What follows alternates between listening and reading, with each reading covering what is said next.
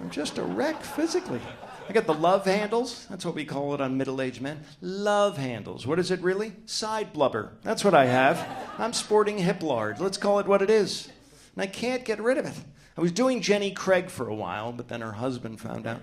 And now I'm not allowed near their house.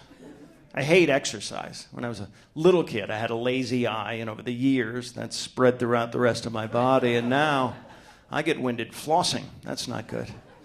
I used to be in shape. I used to do a lot of running back when I was a purse snatcher. And people used to say, hey, you run like a girl. Well, duh, I'm carrying a purse, you jackass. Yeah, obesity runs in my family because nobody runs in my family. And I ran a half marathon once, which sounds so much better than I quit halfway through a marathon, which is really what happened. But I'm trying, though. I do. Because I'm one of those stair machines today. Some people call them escalators, whatever. But I did not feel the burn at all. Joined a health club. My health club is owned by very religious people. It's called Jehovah's Fitness.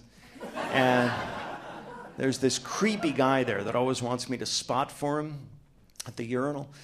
And I am not doing that again. I got a personal trainer with my membership. My personal trainer is one of these steroid mutants. Giant shoulders, huge arms, no neck. Her name was Nancy.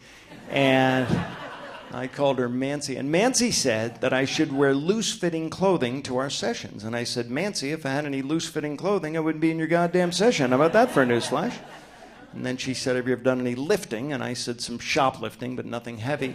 And then she said, have you ever worked out with dumbbells? And I said, nope, you're going to be the first. And she beat the shit out of me. And I got an erection. That was weird, but I hate my health. I just went to see my doctor, which infuriates me because I've spent thousands of dollars on apples trying to keep this prick away from me. But I went to go see him. And I don't like doctors in general. My old doctor always wanted a fresh stool sample, which was creepy because he was my dentist. But one doctor I like because he recommended marijuana to me, but that was Dr. Dre. I don't know if that counts. He's a rapper. Yeah. So I go to see my doctor, and I have a shitty doctor because I have shitty health insurance because of a pre-existing condition called poverty. So I go to see him, and I went to see, I had a lump on my breast, and it turns out I was just chilly. But